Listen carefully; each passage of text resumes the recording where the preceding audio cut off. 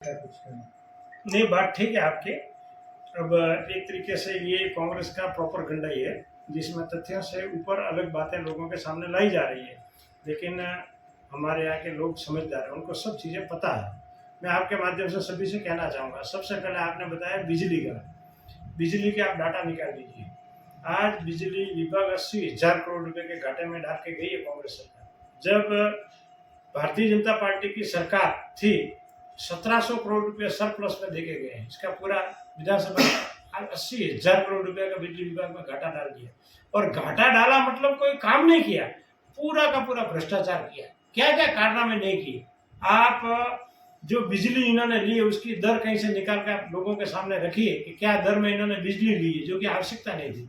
उसके बाद एक्सचेंज में बिजली ली है। एक्सचेंज में बिजली मतलब कैसा इन्होंने दूसरे लोगों से जिनसे बिजली खरीदी उनके साथ में एमओयू कैसा किया है, उनको मई और जून में वापस देने का एमओयू किया।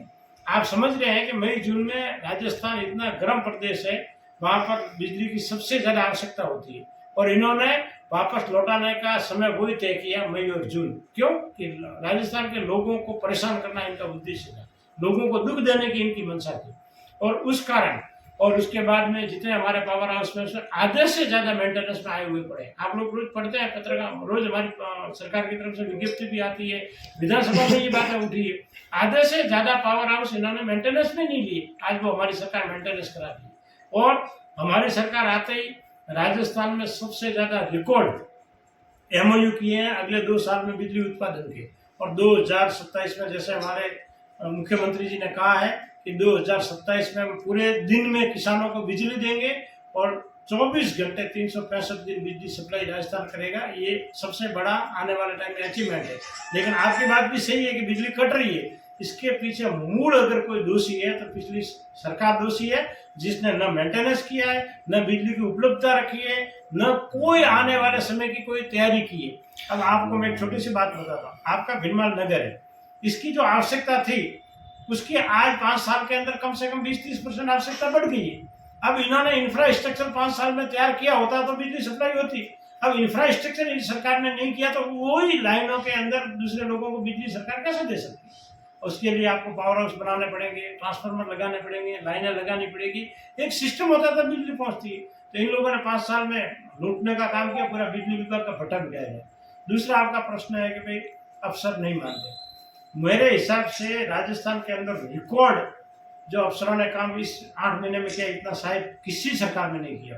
उसके मैं आपको 2-3 उदाहरण बताता हूँ। सबसे पहले जितने भी पेपर लीक माफिया थे, आज उसमें लाड साहब से लाड साहब और सबको अंदर डाला, किसने डाला? काम तो अफसरों ने किया। सरकार के ऊपर थी सब बात, लेकिन जो हम अफसरों की एक कांग्रेस हमारे कर्मचारियों और अधिकारियों को बदनाम करने का काम कर रही है। उनको विचार करना चाहिए कि यही कर्मचारी और अधिकारी आज राजस्थान को चला रहे हैं। यही अधिकारी आज पेपर लीक माफियाओं को पूरे के पूरे गिरोह, जो लोगों को असंभव लगता था, कभी ऐसा नहीं लगता था कि ये लोगों को कोई पकड़ने वाला आएगा। आज मुख्यमंत्री जी ने हिम्मत दिखा के एसआईटी गठन की और उनके अधिकारियों ने आज उनको सबको एक से एक जेल के पीछे, रोज सुबह उठते ही बहुत बड़े जो अपने आप को सरकार के मालिक समझते थे वो आज जेलों के अंदर जा रहे हैं। और उसके बाद में दूसरा काम मैं आपको बताता हूँ। आज अपने इस झालोर जिले की मैं बात करता हूँ। शायद आप लोग ही रोज ये चीज लिखते हैं, रोज आपके अखबारों में आता है कि आज इतना स्मैक पकड़ा गया, इतना अफीम पकड़ा गया, इतना डोडा पकड़ा गया, इतना शराब पकड़ा गया। कौन पकड़ता है? अगर काम नहीं करते तो कहाँ से पकड़ते? उसके बाद तीसरा विभाग में बोलता हूँ सड़कों का।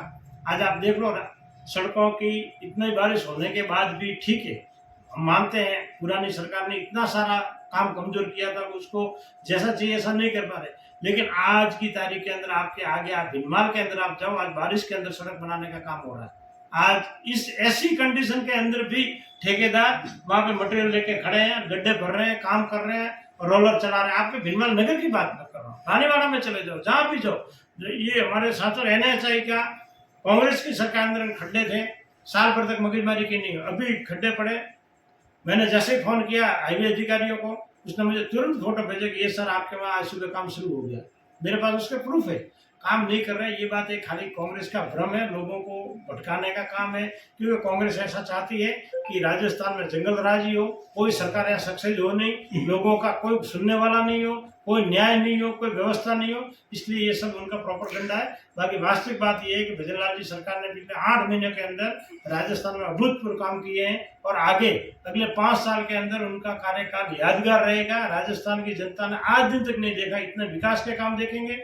हमारे मुख्यमंत्री जी ने अभी कहा है कि मेरे अगले 1-2 साल के अंदर मैं हर घर में पीने का पानी, हर घर में लाइट, सड़क लाइट और पानी के लिए मेरे 2 साल समर्पित है। और हमें विश्वास है कि भारतीय जनता पार्टी की सरकार भजनलाल जी के नेतृत्व में राजस्थान के आम लोगों के लिए 2 साल में सब जो भी कांग्रेस के पाप है उनको पूरा करके अच्छी सुविधा देगी। जिस प्रकार से बिजली आप कह रहे हैं कि कांग्रेस ने भ्रष्टाचार किया, तो क्या भाजपा उसकी जांच कराएगी? उनके काले चिट्ठे उजागर होंगे, उनके ऊपर कार्रवाई होगी? बिल्कुल हो रहे हैं। आप देखते होंगे अभी हमारे मंत्रियों का समूह बना हुआ है, पिछले 6 महीने मैंने जितने भी किए हैं उसकी पूरी की पूरी जांच हो रही है, मीटिंगें बन रही है, उनके जितने भी उन्होंने, आप रोज पेपर में आता, अखबार के माध्यम से हम भी रोज पढ़ते हैं, आप भी पढ़ते हैं, खूब सारे उनके प्रकरण है, उनकी भारतीय जनता पार्टी जांच करा रही है। भिनमाल नगर पालिका क्षेत्र में बहुत सारी समस्याएं हैं। कुछ दिन पहले ही पार्षदों ने और प्रदर्शन किया था, एक ईओ को हटाने के लिए भाजपा के ही पार्षद भी शामिल थे। नगर पालिका क्षेत्र में बिल्कुल काम नहीं हो रहे हैं, तो क्या पार्षदों की और जनता की आवाज़ को सुना जाएगा? अब इसके अंदर ऐसा है कि कोई एक कर्मचारी अधिकारी खराब हो सकता है, हम कोई उसकी वो पक्ष नहीं लेते हैं, लेकिन वास्तविक बात ये है कि कांग्रेस का बोर्ड है और विधायक भी कांग्रेस का है, वो काम करना नहीं चाहते हैं। उनकी नाकामियां, उनकी कमजोरियां, उनकी भ्रष्टाचार को दबाने के लिए ये भारतीय जनता पार्टी का नाम ले रहे हैं। आप लोग विराज, आप ही बताओ ना, बोर्ड किसका है, एमएलए कौन है, जवाबदारी किसकी बनती है? राजस्थान सरकार इसमें क्या कर सकती है? राजस्थान सरकार के पास करने को क्या है? इसमें बजट है वो दे रही है, इनका कोई काम हो जो सरकार के लेवल पे रुका तो हमें बताए, हम जाके करवाएंगे। बाकी काम इस यहाँ पे धरातल पे तो काम इस बोर्ड को करना है, यहाँ के विधायक को ध्यान देने की आवश्यकता है, वो नहीं दे रहे तो लोगों के सामने ये बात जानी चाहिए। सर, लोग रोजाना वार्डवासी और जो लाइट की मुख्य जो समस्या ये है कि रात में तो रोड लाइट है नहीं और दिन में रोड लाइटें जल रही है, तो ये सर कहीं ना कहीं सिस्टम पे। बिल्कुल, मैं आपकी बात से 100% सहमत हूँ। नगर पालिका का, यहाँ का कांग्रेस का बोर्ड अखंड पूरा का पूरा भ्रष्टाचार में डूबा हुआ है। सरकारी कर्मचारी वगैरह सब उस बोर्ड की मिली भगत से, ठेकेदारों की पूरी मिली हुई एक नेक्सस बना हुआ है भिनमाल में, जो भिनमाल नगर के लिए बहुत बड़ा अभिशाप है। मैं इतना आपको कह सकता हूँ कि जैसे हमें इसमें कुछ न कुछ करने की आवश्यकता होगी, हम करेंगे और इनका सुधार करने का पूरा हमारा प्रयास रहेगा, लेकिन मूलभूत जवाबदारी है यहाँ के बोर्ड और विधायक की। अगर कोई एक पार्टी है जो कैडर के आधारित काम करती है, जो कार्यकर्ताओं की पार्टी है, तो वो भारतीय जनता पार्टी है। भारतीय जनता पार्टी अपने संगठन को मजबूत करने के लिए, सक्रिय रखने के लिए विभिन्न तरीके के अभियान, आंदोलन, संगोष्ठी, ये कार्यक्रम चलते हैं। इसी कड़ी में जो वर्तमान में हमारा राष्ट्रव्यापी सदस्यता अभियान शुरू हुआ है, आप सभी जानते हैं कि 2 सितंबर को आदरणीय यशस्वी प्रधानमंत्री जी श्री नरेंद्र मोदी जी ने भारतीय जनता पार्टी की सदस्यता ग्रहण की। कल 3 सितंबर को हमारे लोकप्रिय मुख्यमंत्री आदरणीय भजनलाल जी और हमारे संगठन के मुखिया आदरणीय मदन जी राठौड़ साहब ने सदस्यता अभियान का आगाज किया। इसी कड़ी में ये अभियान अब हमारे जिलों पर प्रारंभ हो रहा है।